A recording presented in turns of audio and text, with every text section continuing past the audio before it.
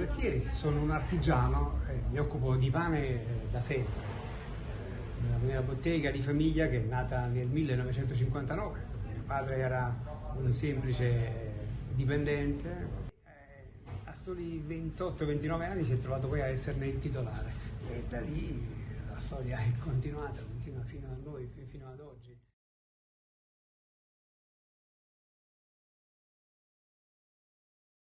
Il nostro lievito madre, che ha più di 100 anni, ce lo tramandiamo di generazione in generazione. Era già qui quando mio padre ha cominciato, è ancora qui quando sia ancora oggi, quando sono io adesso a rinnovarlo quotidianamente, e nello stesso tempo poi ci sono anche ricette innovative, innovazioni, perché a quella tradizione legata che ci portiamo dietro da tempo ormai, anche prima che esistesse questo panificio, perché prepariamo appunto ancora la mezzaluna, non so se questo termine è ben compreso, è un pane che si prepara a Napoli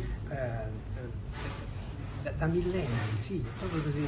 Napoli è una città che è stata fondata 8 secoli prima di Cristo e quel pane preparato in quei giorni lì era dedicato agli astri, era dedicato alla luna, era dedicato al sole. Beh, è arrivato qui piano piano, passando le maglie del tempo, è arrivato fino a noi, quindi noi ancora oggi lo produciamo. Ma poi ci sono, come dicevo, le innovazioni. Io utilizzo l'acqua di mare, preparo con questa materia prima non soltanto i lieviti, faccio di tutto, dagli gnocchi alla pasta bignè, alla pasta sfoglia e ad altro, insomma. Ogni cosa, ogni ricetta che nasce è prima come dire, frutto di un pensiero, di una sensazione. Facciamo questo da 50 anni, io e la mia professione, la considero un po' come il rapporto che ci può essere in una coppia, no? Considero appunto la mia professione una donna bellissima che mi chiede sempre di seguirla, e ogni volta mi lascia delle sensazioni che possono essere dei profumi, possono essere delle cose tangibili, dei colori, sensazioni che io poi vengo qui di notte, provo a metterle nei prodotti che faccio, li sforno, li tiro fuori dal forno e dico: ma io ho sentito qualcosa di più forte, e mi precipito di nuovo a seguire la mia passione. Quindi potrei dire che per ogni sfornato c'è una sensazione che era a posteriori, che poi si è trasformata in quello che è il prodotto finale. Il nostro pane, quello che facciamo, il pane che prepariamo, la palata per esempio, è un retaggio antichissimo, appunto. I grani sono cambiati, ma le tecniche no, quindi noi facciamo ancora la palata di Masaniello. Sì, anche se ultimamente con il Consiglio Nazionale delle Ricerche, con il quale partecipo e collaboro da anni a tantissimi progetti, ne stiamo recuperando proprio il grano originale, recuperando quindi quel tipo di pane che si faceva nel 1647, quando Masaniello fa insorgere la città, perché il duca di Leone decide di aumentarne il prezzo e abbassarne il peso. Quindi sì, in questa azienda ci sono pani che raccontano principalmente quello che siamo. Poi dopo, ecco, voglio dire, forse anche per questo mi sono accorto che il pane è cambiato molto. Prima il pane aveva forti valori nella società, noi l'abbiamo sostituito tutti quanti con la banconota. E questo determina chiaramente che tipo di società in cui viviamo, una società che ha scarsa coscienza, scarsità di scienza e di conoscenza. Ecco, abbiamo fatto adeguare questo alimento alla nostra mera corsa ad accaparrarci e a trasformarlo soltanto in banconote, ma le cose non stanno così.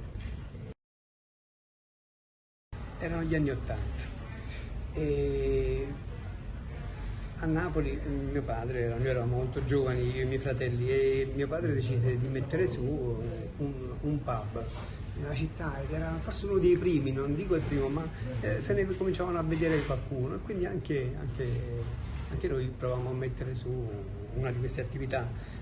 Pochissimi mesi, ce lo fecero saltare in aria. La paura era tanta, noi eravamo giovanissimi e la prima cosa che venne in mente era quella di scappare via da questa città. Mio padre disse: se ne devono andare loro. Questa frase proprio ce l'ho cucita addosso. Col passare del tempo poi ho visto cambiare Napoli, ho visto cambiare questa città e questa parola ha sempre più significato. Napoli merita veramente tantissimo, per la storia, per la cultura che ha, merita di essere amata. E in quel tempo lì c'erano pochissime persone che le volevano bene. E ripeto, noi siamo ancora qui però. Guardandomi indietro, meglio se posso dire, per me il tempo è a questo punto dovrei dire anche che sono abbastanza avanti con gli anni, è la verità. E quindi non mi guardo più indietro per dire com'era il passato. Adesso mi giro e mi accorgo che tutti gli anni messi in fila invece li vedo come se fossero un solo ventaglio. E quindi mi accorgo che certe cose sono accadute perché dovevano accadere, affinché io diventassi quello che sono oggi. E quindi non ho nessun rimpianto.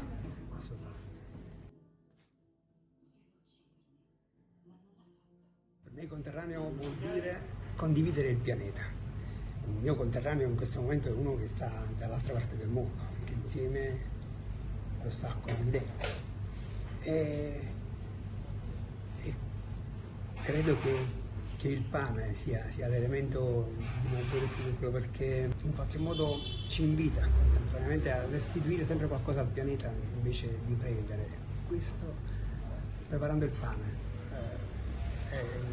è un'opportunità che io ho di frequente. Quindi cesellerei tutto quanto in questa parola: contadino.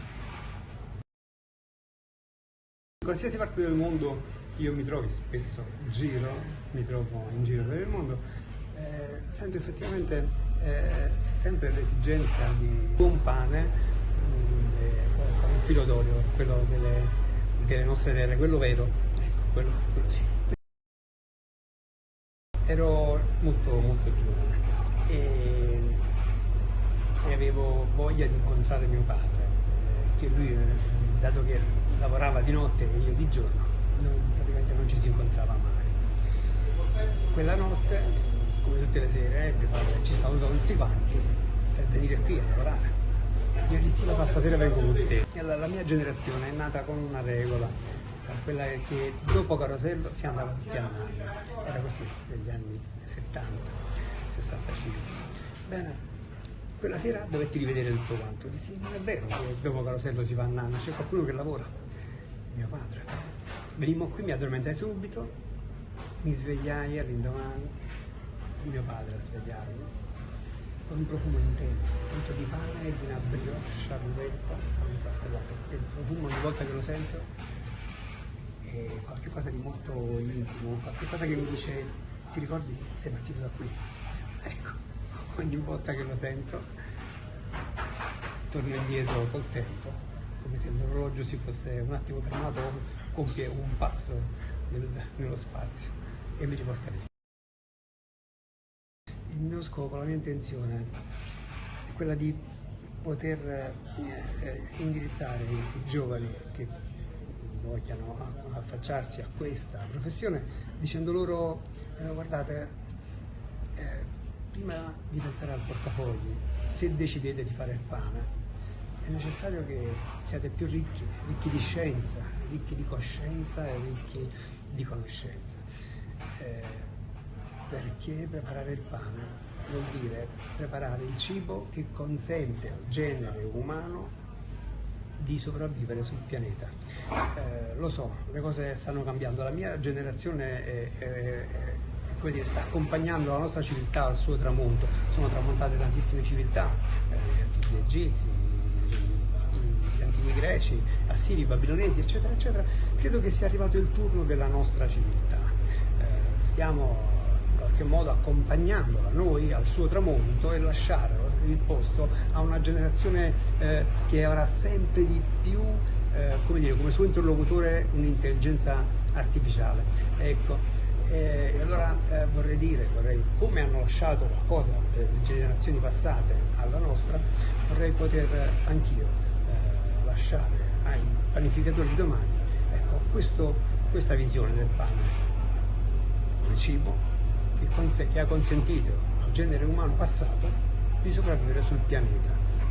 Magari probabilmente domani la vostra civiltà si emanciperà e non sarà più dipendente dalla natura. Vedo già affacciarsi alcune cose, no? nel nostro cibo che non si preparano più con l'utilizzo della natura. E quindi vorrei, ecco, lasciare questo, per dire c'era anche questo modo di fare il pane. Promuoviamo tantissimi progetti che vedono impegnati i contadini nel coltivare, nel fare coltivazioni che in qualche modo si rifanno a quelle del passato. E poi quando la materia prima arriva in questo laboratorio, per esempio, ecco, la lavoriamo con la visione di materie prime nuove.